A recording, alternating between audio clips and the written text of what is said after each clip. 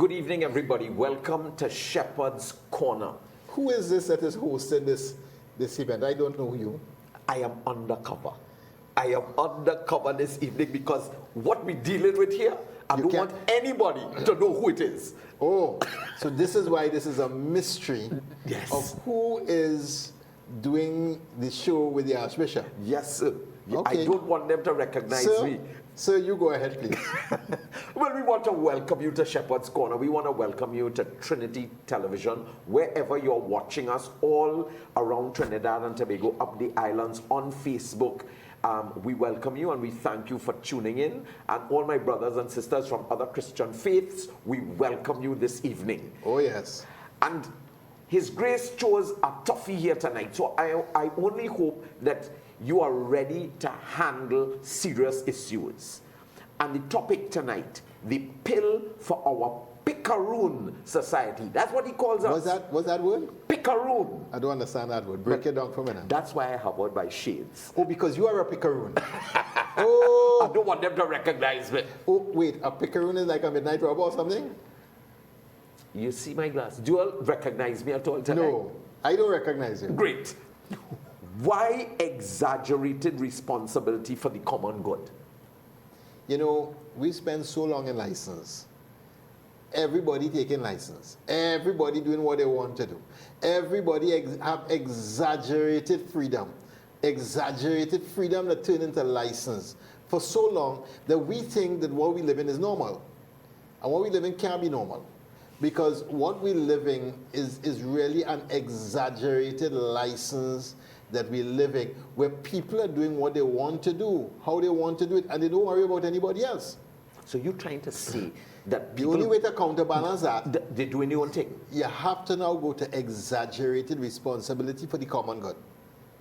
Exaggerated responsibility for the common good. Because the license for self-interest has been so overplayed that the only way we could balance back is like a scale. Too far left is right and too far right is left. But when the scale gone so far on individual license that I do what I want because I want to do it, and I don't care who it impact and who it affect, when we've done that too far, you have to balance that back. And the only way to balance that back is exaggerated responsibility for the common good. The pill for our picaroon society. Now, you said every civilization has its unconscious assumptions. Driving forces that motivate, and at the same time, they act as the unseen glue that holds the civilization together. And here we find both the genius of a society, and also we find its deepest pain that is crying out for redemption. These unconscious drivers, these unconscious actors on the historical and social stage, they act on us in ways that we don't even see. And if we understand the unconscious drivers of a society, then we start to understand what makes the society tick. And then we understand the blind spots in the society, the blinders that does not allow the whole society to see certain things. And then we understand the pill or the medication that needs to be applied to help that society come back to wholeness and come back to living what is balance. The pill for our picaroon society. Our grandmothers used to talk about a purge during holidays. His Grace going to give us a purge tonight. They say in the social sciences, this might be called a social structure. It exerts energy and it even exerts force on all the social actors. Absolutely. And the thing with it is the fish cannot see the water it's swimming in. And we don't see the air we breathe in. We breathe in and walking in. For us, we just walk in. The fish just swimming. We don't see the social structures because they're all subterranean. They're all below the surface. And because we don't see the social structures, we don't understand the way that those social structures are acting on us, and therefore the forces that they display on us, and therefore on the whole society, moving us in a particular direction. Now, I don't like where you're going. I'm telling you, I don't like where you're going. That's because okay. But you can't see your way anyhow. You can't see your way. That's why I have all these shades. Even if you like where we're going, you can't see. People, where we going, I'm not too sure if you want to hear where His grace is taking us, right? It is to understand ultimately our cry for redemption. You see, the social structures, go back. The social, to understand them, you have to understand the whole society. It's to understand the actors that make up society and its institutions. The actors that make it up. Not just the human actors. There are other actors on the stage. On every one of us, there are other actors acting on us. And this is a concept most people don't grab, not easily. I'll give examples just now. But until we understand that we are not walking in absolute freedom, there are social actors acting on us that make us see the world in a particular way and give us a particular way of responding to particular situations and a particular way of interpreting things that we see. I don't like what you're saying. You're saying that So there are this is- other actors Yeah. that we might be unconscious of. I'm not talking about jumbies. There's another kind of actors that is also there. There's the dark forces. I'm talking about social structures. And I'll break it down for you. Because if you take the structure of race, for instance. You're going to race now? Yeah. If you take the structure of race. You know, the other day there was a front page, And when I read it, I said, wow. They did a poll. And they ask questions and the answers only by race. I don't know if you saw it, but anything that the PNM government initiated, those of a particular race were highly in favor of it. And those of another race were very much against or only minimally appreciated it. You're dealing with this on a Catholic television station. And anything that the UNC government did was the flip side. And what it showed is that people's appreciation for public policy, for public action, and for governance is filtered, like your glasses, is filtered through the lens of race. And so race is acting on us whether we like it or we don't like it. We don't have to like it, you know. We don't have to like it. So you're saying but it's still subconsciously? This is all in our unconscious. This is not something that you wake up in the morning and say, are you going to be racist? Or are you going to like this because... No, it is acting on us in our unconscious. It is acting on us. And it filters. It literally filters what we see and how we appreciate or don't appreciate what we see. And when I saw that poll, I mean, some years ago, I forget which election it was, but it was somewhere in the early 2000s. I have a friend who's a social scientist who does polling and opinion polls and stuff. And he took one ED, electoral district. And based on that ED, he did a prediction of what the voting will be. And he used one indicator, race. He was 95% accurate on his prediction at the end. When the ballots were cast 2 months later, he called us back together and we walked back straight again. And he was 95% accurate based on predicting votes by one determining factor. And I'm only saying this to say that this is a social actor. This is a social structure that acts on us. We don't have to like it, and it don't act on some and not others, you know. It acted on all of us. Me, you, everybody. You could take gender. Same story, you know. Gender is the same story. When the way a boy is treated in this society and the way a girl is treated in this society is totally different, you know. And it ain't different and equal. It's different and completely unequal. And therefore, when it moved from childhood to adulthood, it's different and very unequal.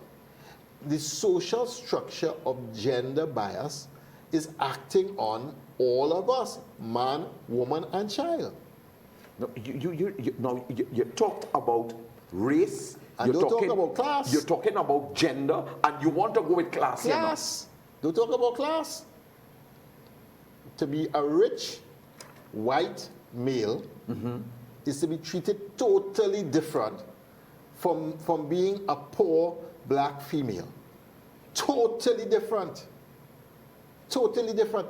But both are equal in dignity before God. One is better than the other before God. But the way that we will treat them in a court of law, the way we will treat on a street, the way we will treat coming into a store, coming into a store, restaurant, any way you want, it's totally different. And this is why I want to start by this explanation that it is not individuals that wake up in the morning and decide, I'm going to be racist, or I'm going to snob rich people or poor people, or I'm going to snob men or women. It is that these social actors are acting on us. And because they're acting on us, we are blinded. I'm glad you took off the glasses. I now know who it is interviewing me. I now could see who it is interviewing me. He could see clearly now. But these social actors, because they're acting on us, they nudge us in particular directions and blinker us, blind us from seeing other things. And therefore, a lot of how we interpret the world, we interpret it because the social actors are acting on all of us. It's not someone, not the other. I am a victim of the social actors. I have to consciously ask myself questions. Woo! You see, no, that's a challenge for plenty of people.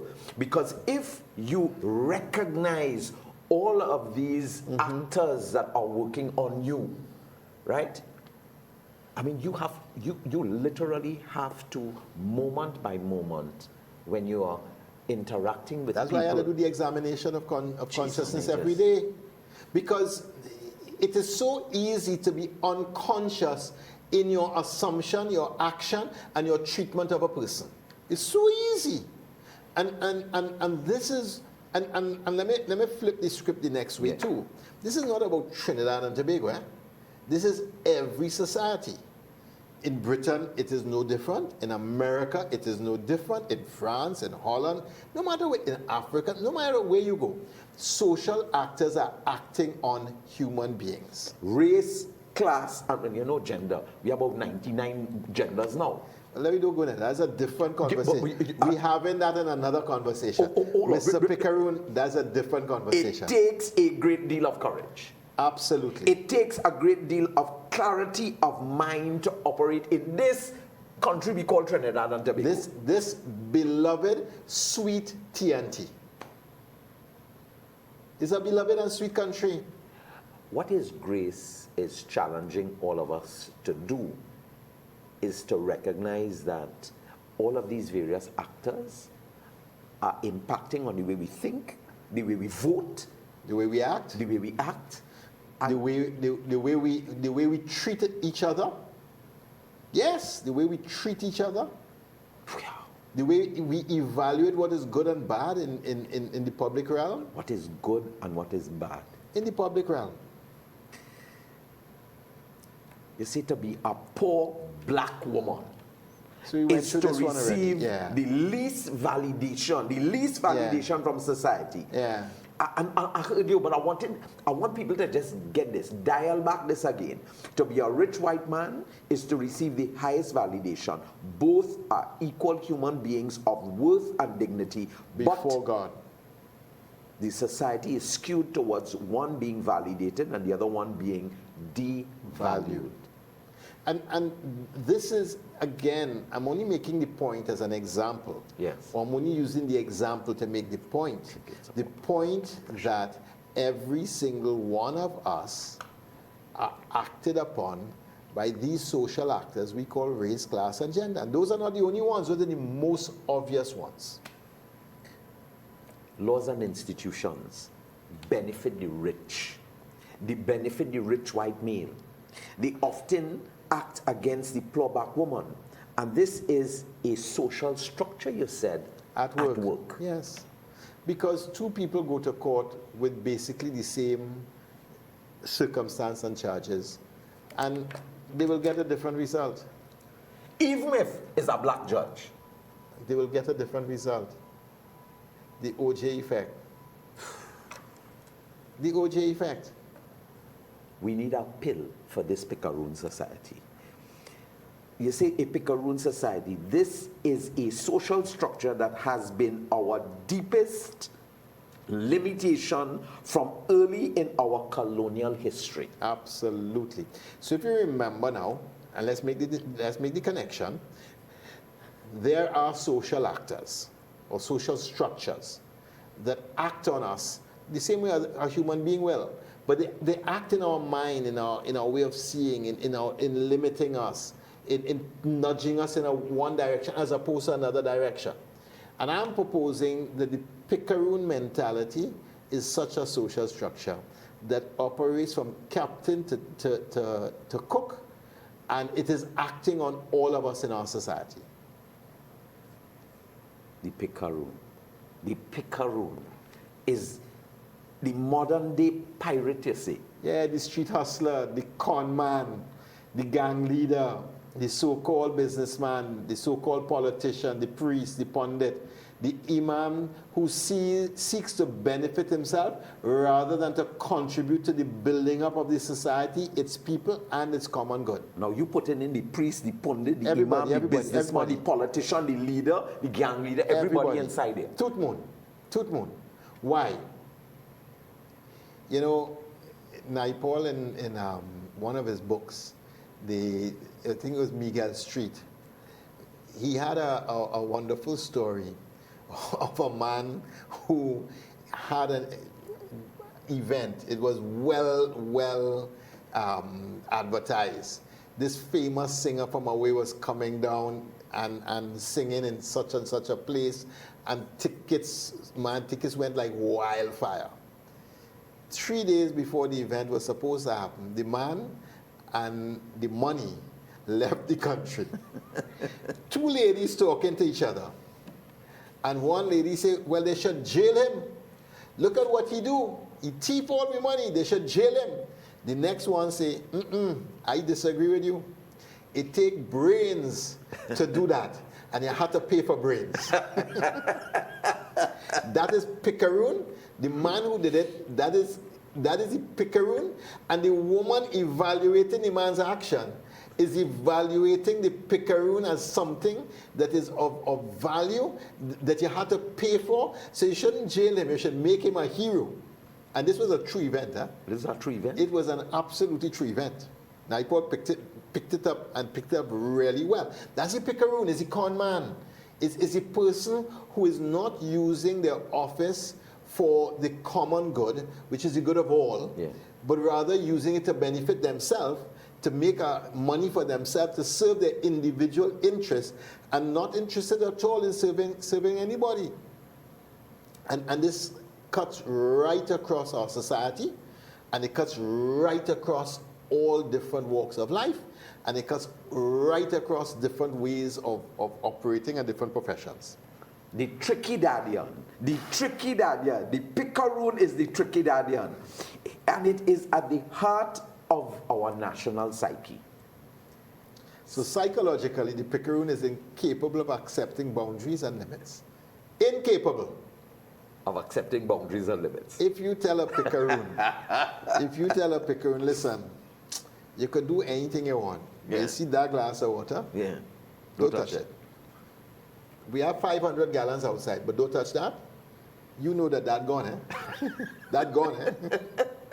The glass and all gone, eh? The glass gone. Not the water. Even the glass, in case you remember the glass had water, the glass and all gone. I'm keeping my shades on. The picaroon, the Trinidadian is the picaroon, and it is at the heart of the national It's a trickster. Psyche. It is a con. It is the distortion. It is the person who goes away and buys seconds and comes and sell it back here as if it's first. Brand new. As if it's first. It is making more money than you need to make in sales, and then paying your laborers less than what is a living wage. It is, and we could go on and on with examples in our country. But remember, first and foremost, my proposal is just like we talked about social structures like race, like class, like gender. And those are examples. The picaroon nature of Trinidad is a social structure acting on you and me. It's acting on us, whether we like it or we don't like it. And it defines boundaries. It does everything to move about against boundaries. So at the best, the picaroon sees boundaries as limits, as negotiable. So the speed limit is 100. Yeah. Well, that's for them people and them, you know. But I is a bus driver. So 115, 120, I good, you know. Because they really put the 100 for the people who can't drive on them. It's only you know, somebody told me the other day, they said they called 2 different countries, and they said in one country, say Britain, a traffic light is a law. In another country, it is only a suggestion. It's only a suggestion. I wonder if that's our country, boy. I ain't calling it name. I wonder if that's country. Our shoulder is the park when you have an emergency. See, not the pass. But that is a suggestion. That's not a law, you know. That's just a suggestion. That is the picaroon nature we're talking about. Where there are no limits, no boundaries. So many examples of Naipaul from the 1960s are current today. The leakage of exam papers. Yes. The disrespect that we display to each other. Yeah. Are you a picaroon? I'm wearing my shades tonight. We know that we could see your picaroon nature tonight. your picaroon nature has come out for the whole nation to see. You're not even trying to cover it up. Your covering up has exposed the truth. Merry Christmas. You talked about the societal inclination to violence and brutality. That's part of the picaroon nature. That God says thou should not kill. Well, that's a suggestion, you know. That's only a suggestion. Hey. That's a suggestion. I know better than God, so I go take you out. You know? So no matter what the limits are, corruption at all levels. Now, this is Naipaul. Naipaul is this wonderful little book called The Middle Passage, which was a travelogue traveling through the islands. And he has a chapter on each of the countries he comes to. So this is his travelogue on Trinidad. And these are the things that Naipaul talked about going on in Trinidad in 1960. Nothing different, you know. 1960. Okay? This book was from 1960, where he talks about corruption with exam papers, when he talked about the inclination to violence and brutality, the total disrespect for people in the society, corruption at all levels of society, the public scams that smart men will pull off, and the community that admires the smart man and his con. This is Naipaul in 1960 giving a commentary on Trinidad and Tobago. I know you thought with your picaroon self that I was saying that this was Trinidad and Tobago today. Not me, friend. Not me. Now, if through your lenses you've seen something of that in Trinidad and Tobago today, you tell me about it. Listen, I was coming up the road. His Grace and I went out, coming up the road, and I was listening to Penguin sing a calypso 30 years ago, and it was relevant right now. It could be right now. Nothing has changed. Crazy. And you're talking about Naipaul in the 60s. 1960. You heard the list, sir? I heard the list. Exam scams, leakage of papers for the exam, con men, violence and brutality, disrespect for people. All you could just go with a red pen. Tick, tick, tick. Why? Because these aren't episodes that have happened within this wonderful history of Trinidad and Tobago. This is all coming driven by a social force, a social actor, the picaroon force, the trickster, the trickydadian, that is driven by this unconscious force that is acting on all of us, and the snowball is getting bigger now than it was in the 1960s. The force of the picaroon nature is bigger today, I think, than it was then. You know, all the countries outside of Trinidad and Tobago call us tricky dad, yeah? Yeah, they have a good reason for it. They even have a Bajan, you know the calypso or the Bajan and the soup. Yeah. At the Trinidad, they just dip the meat in the soup. Yeah. Oh God, and Lord. pull it back out And cook an egg soup. Yes. I say, but there's a meat soup. Yes. Oh God, Lord. It cooked with meat.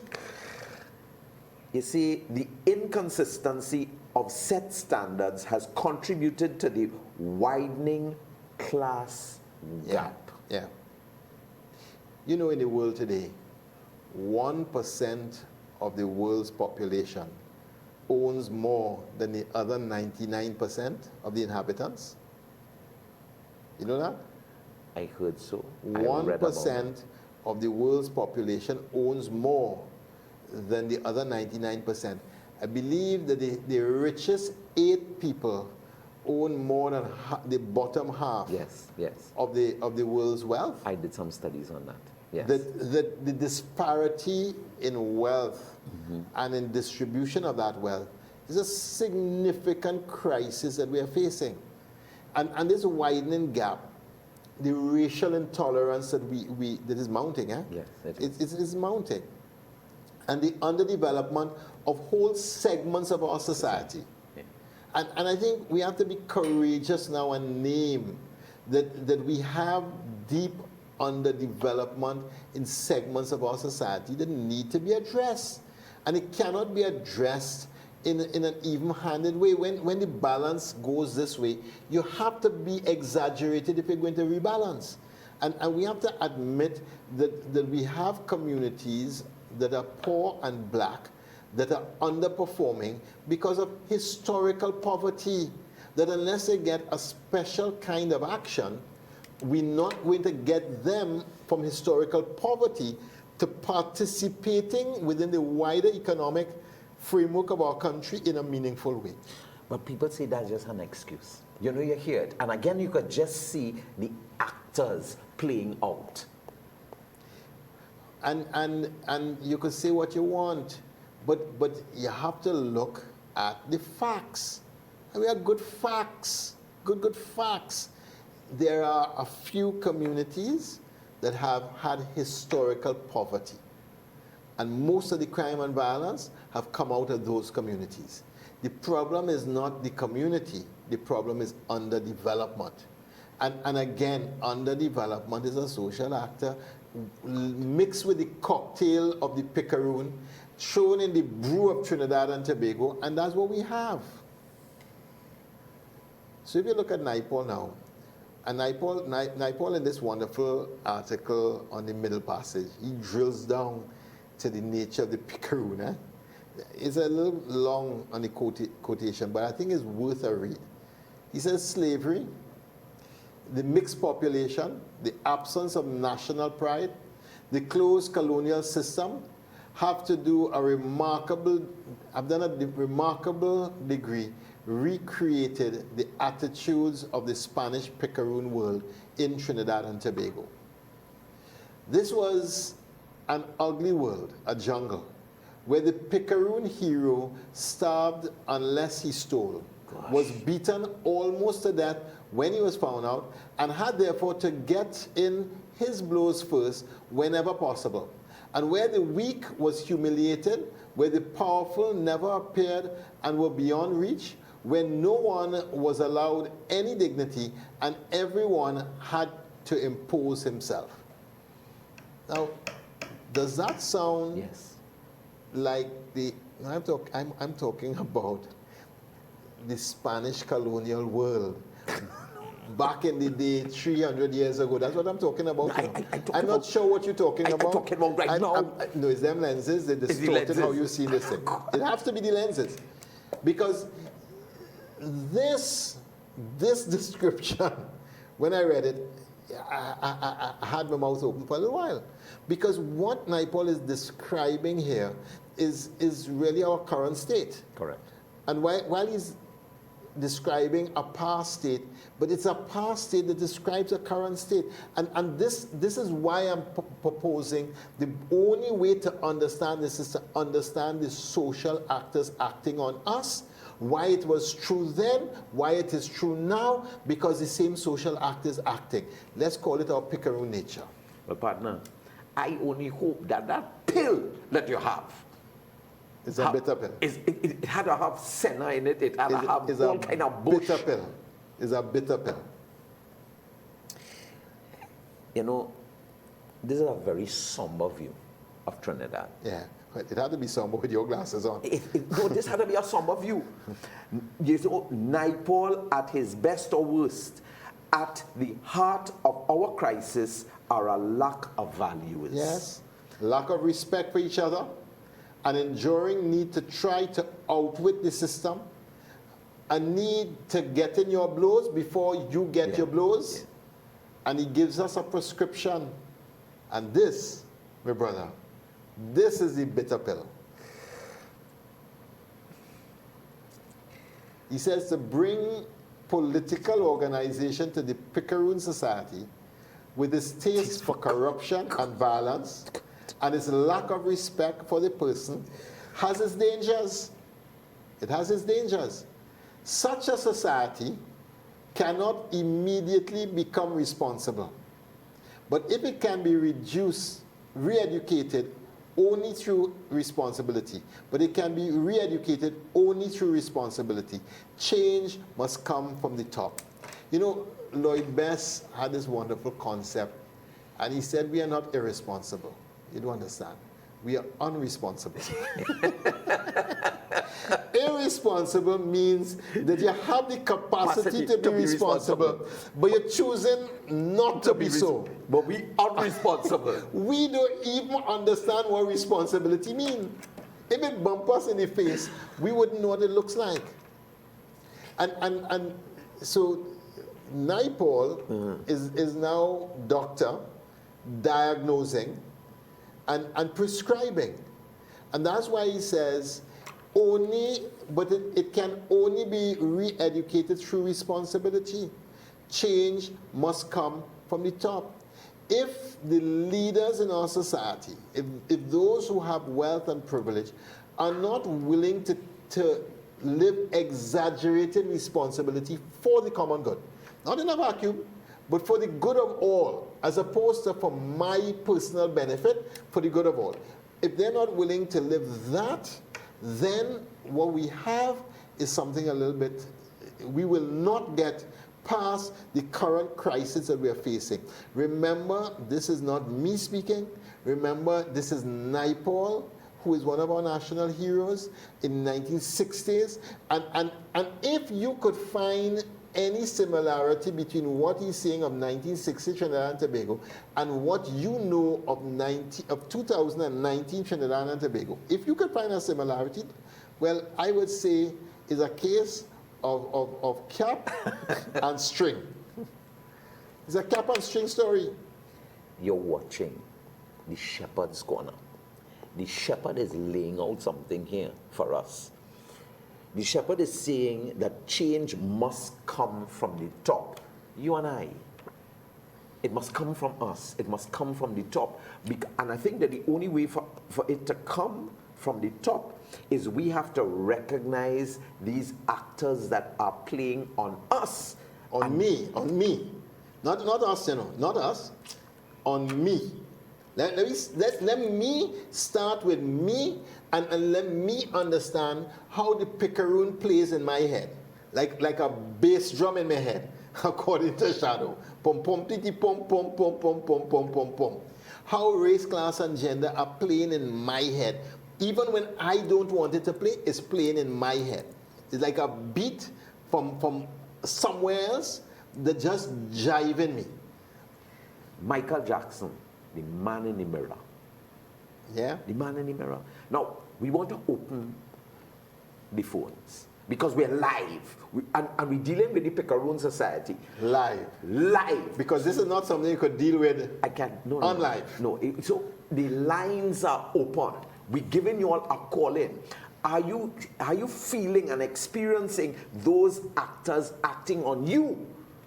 Do you recognize it?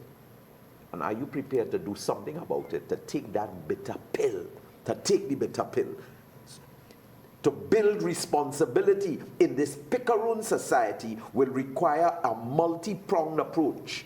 On the one hand, it will require a sustained appeal to the broad mass of the population to be responsible. Not unresponsible, you know. Responsible. I love but I think we're going to have a whole mass program of helping people to understand. And it's back to old civics. What does it mean to be responsible as a citizen of Trinidad and Tobago? What does a responsible citizen of Trinidad and Tobago look like? Now, I know you have your darkers on, but I think we have a call. Good evening. Welcome to Shepherd's Corner. Good evening. That is a whole philosophy and teaching of that dominance of respect and hatred as well to each other is of the distance that each individual who possesses those qualities is the distance between the Lord and themselves. That is the gap that it shows us. And even in society, that is the gap that needs bridging. People need to go back. The gospel needs to come out. People have to know where the sense of purpose lies and what they were created for. And unless that is not, that don't come out, we will continue to go down, not up. Just to show you the leaders of each country, the distance from God and themselves. And that portrays in each individual who portrays those qualities. Thank you. Good night. Good night, my brother. And thanks you for calling in. God bless. Boy, go ahead. Let's go on.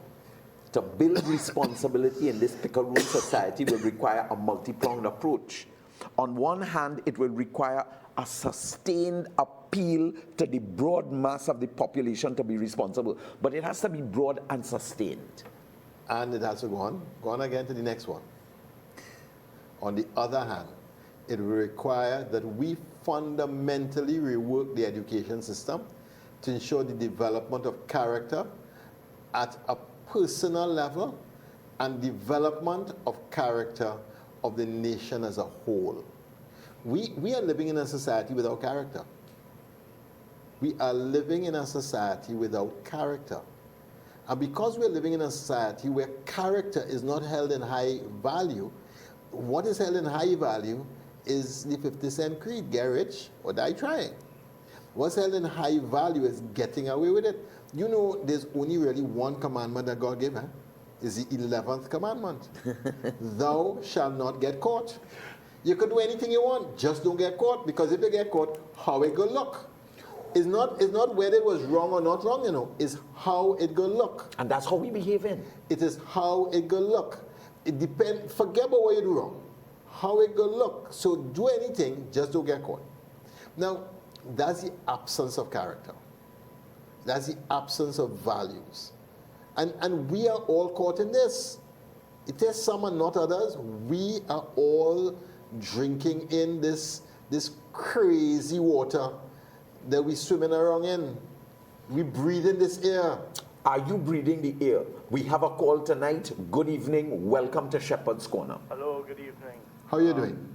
What I'm calling to say is His Grace the Archbishop was just talking about everything has to change starting from the top. That's where we reach now. It has to come from the top down, not from down up.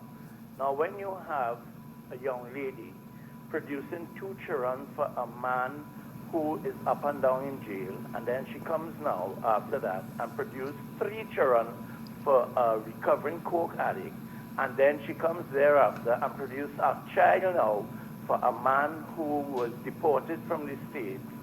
And this is a situation where all these children are now watching her in her face in hunger, because none of the men or boys or whatever you want to call them can put any kind of finance into the basket to keep the basket up and running. When that child grows, and he reaches a certain age, he has a mess to deal with, because he has now come from a family that has been created out of total horror and what? To try to get himself a job. Now, where is he living? His address now accounts on his head. Who told you they are going to employ you? Where are you living? Where is your skill? What is your skill? Where are the skills coming from when that woman cannot find ways to embody skills into her children? All she has done is produce children. And then we have a situation where the top line, the upper ones, want no part of that. The ones, the middle class ones who could put a hand to help, fighting and drowning and trying to help. Where are we going in this situation? And that is the situation our country is in right now. And we are now going to vote to face the voting scenario next year. I wish somebody could give us an advice. Thank you very much for the call. Now, while all of that is said, we have to remember that that woman is a child of God. The children are children of God. She is caught in a social structure because she is clearly not acting with freedom, because the decisions she's making and the choices that she's making have significant implications, and nobody sets out to tie up their life. People don't set out to do that. It happens because of how the social structures are acting on her. So we can't now turn around now and make her now the villain, of the story. Because she herself would have been sexualized very young because of whatever it is. So this is intergenerational stuff now. And that's the problem that we have. So to turn around and blame her is a problem. But the cycle of poverty continues to roll. And unless you break that cycle somehow, it continues to roll. Yeah, but I agree where you say it must come from the top. Because if those people at the top would adopt that family, adopt that family with that woman who finds herself in that desperate position, and help her to find a job, and help her to think differently, and help her to raise those children differently, and help her to give those children a better education, then we have 4 or 5 children for the next generation who are going to be thinking and acting totally different than how they would have been without the intervention. And I have evidence of that. Absolutely, so do I. You have a call. Good evening, welcome to Shepherd's Corner. Thank you, Your Grace, and good night to you and to good night. Deacon Derek. Good night. Your Grace, the aspect of disrespect, I prefer to call it a system rather than a culture. Well, and I'd like to go back to very early in Scripture when we saw the disrespect with Hagar and Sarah. Soon as Sarah couldn't get pregnant, and she gave her maid to the husband, and Hagar got pregnant, her mistress counted as nothing in her sight. Disrespect. And the solution to that, she had to get rid of her. Throw out. And I say the same thing I see happening here. To me, we Trinidadians, people like you and me, and we don't count for anything in Trinidad. You have those who came in as from the islands, they are value to the politicians. You have those who come in, they are value to business people for cheap labor. Then carnival time, you have people coming in for carnival, they mess up the whole place. We Trinidadians count as nothing. And I say the only solution is to do the same thing like what Sarah did with Hagar, so that we could get this place with only Trinidadians. That was Trinidadians to start asserting themselves. That was the Old Testament solution. We have to have a New Testament solution. But then you have people with the culture, you agree? Absolutely. That's why you have to shed the light of consciousness on this and help people to understand this social force that is acting on you. And the response is not a violence for violence. That's not going to be helpful. The response has to be about love. And how do I help the family that the previous caller talked about? How do I help that family to grow up with a sense of responsibility that is different? How do I grow up with a sense of responsibility that is different? How do I influence those around me to do the same? That's really where we have to be working. But that's why we go to the golden rule. Yeah. The golden rule. Do unto others as you would have them do unto you. This needs to be our national watchword. Because whatever another person is, whatever their race, their class, or their gender, this is a person, this is a human being created in the image and likeness of God. And therefore we must do unto them as we want others to do unto us. So if we want to be treated with respect, then treat the other person with respect. If we want fairness in society, be fair. If you want justice, then be just. So the golden rule is what kind of balances back out our society. And I believe Naipaul is right. Those at the top, privileged by education, by family, by inheritance, by social position, those at the top need to lead. Why? Because to them who much is given, much is expected. Much is demanded. Yes. Much is demanded. So we need to become the change we want to see for Trinidad and Tobago. Privilege carries great responsibility. I always tell young people who are privileged that, I say never feel ashamed of being privileged. This wasn't something that you chose.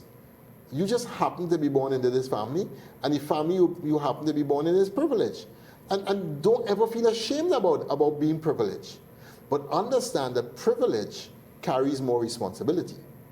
And if you understand that privilege carries more responsibility, then we'll have a society that is different from how it is. Because what is happening is the privilege means that I can get away with more and it's serving me for more. As opposed to my privilege really is in the service of those who have the smallest voice and most on the margins of society. And that's where we have to go. Privilege serving the least and the lost. To lead, we must define and enforce moral boundaries. That is your privilege. We must define and enforce moral boundaries on ourselves first. Not on somebody else. On yourself. Pay our taxes. Contribute to the development of the country. Take responsibility for a poor family. That's what we spoke about before. Help that poor woman who has 6 children with 4 different fathers. Each area, you say, I believe is an invitation to build character. Absolutely. Doing the right thing because it is the right thing. Until we could put character at the center, the epicenter of our national life, we're not going to get past the problem that we have. And we have to do education for character. Because without understanding character as essential for a just society, because you could have the best laws, but if the man who enforcing the laws is a picaroon, is a Trinidadian, is a picaroon, then those laws will get enforced in a most picarooned way. Yeah. And you will never get the justice that you're looking for. And that's why character development is so important in our society today. So important. And you see, and those who lead must go out of their way to demonstrate, even exaggerate fairness and respect to everyone in our society. Those who lead must go out of their way to demonstrate, and His Grace says, even exaggerate fairness and respect to everyone in our society. What do you think about that? That pressure. I mean, honest with you, that kind of privilege, you realize that is privilege. And therefore, Jesus Christ. Yes. Privilege. What did He do? He came down. Tell me what He did. Did he say, well, I is the Son of God? No. All you serve me? The Son of God did not come to be served. He came to serve.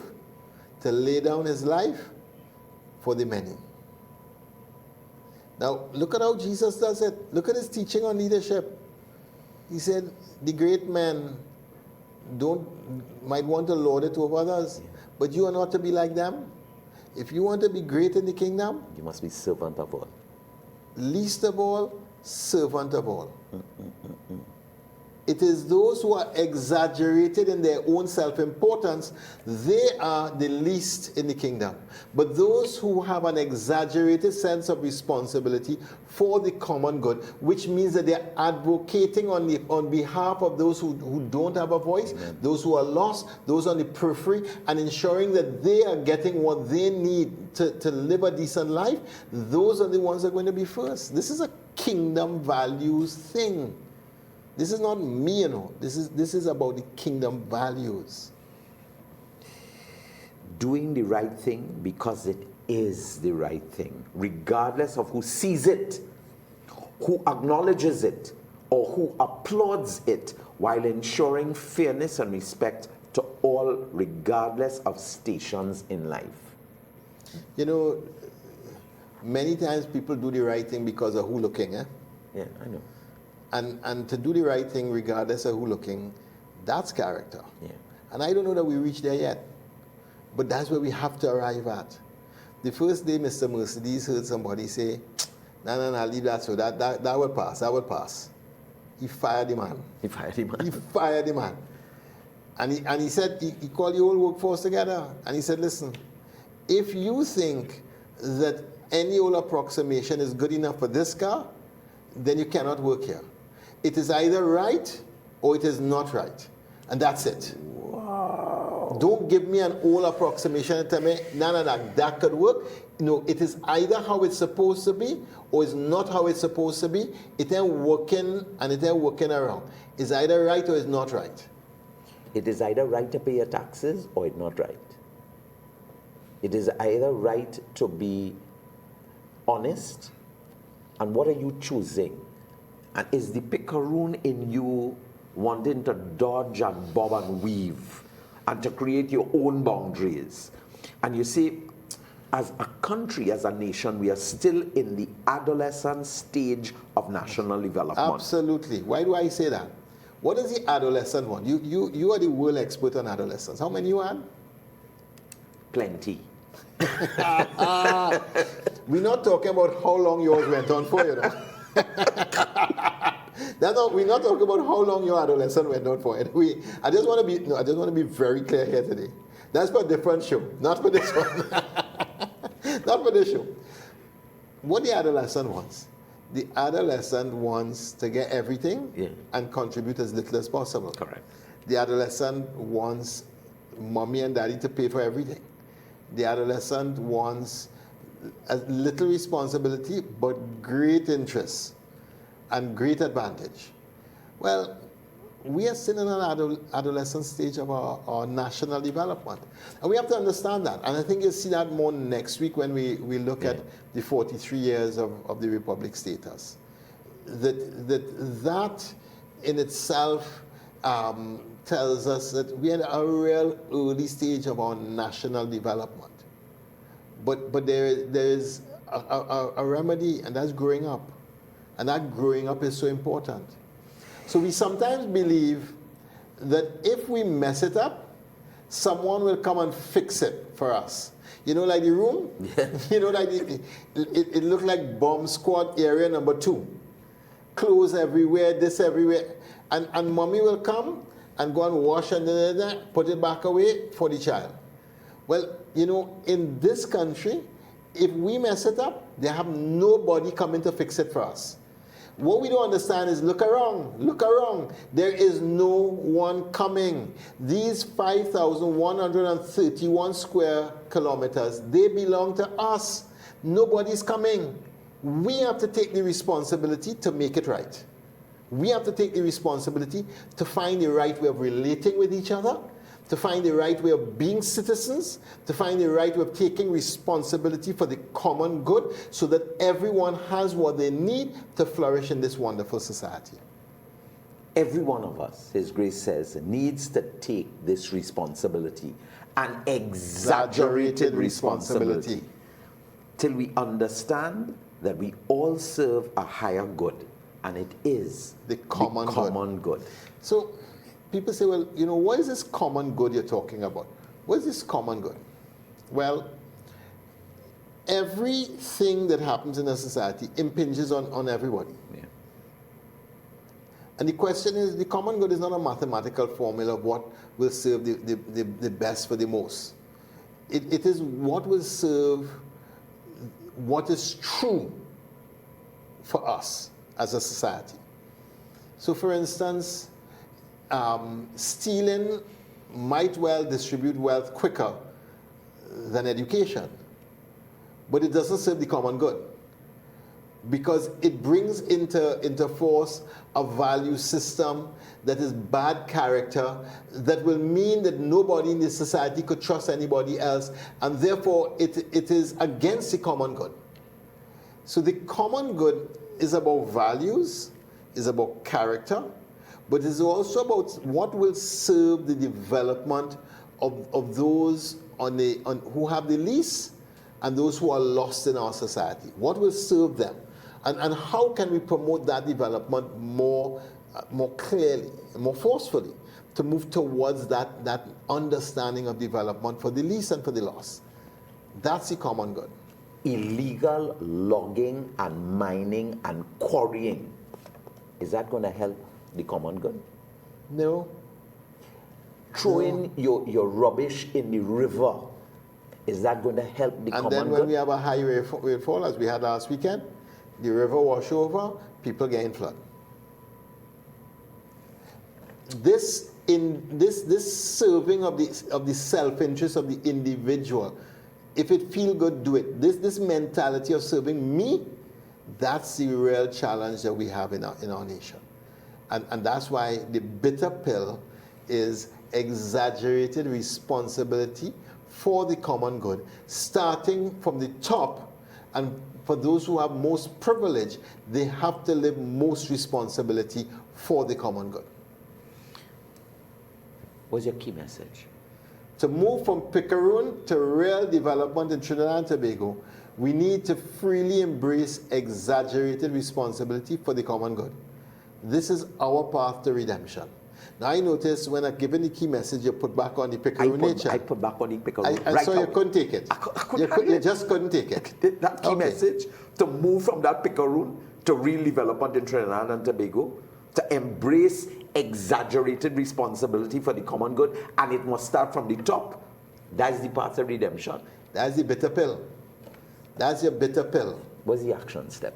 Well, reflect on the way you approach responsibility as a citizen of this country. Look how you drive. Look at littering. Look at paying your fair share of taxes. Support for the migrant and the poor. Look at the way we treat those on the margins. In each area, what would exaggerated responsibility look like? And let us strive towards that. Scripture reading.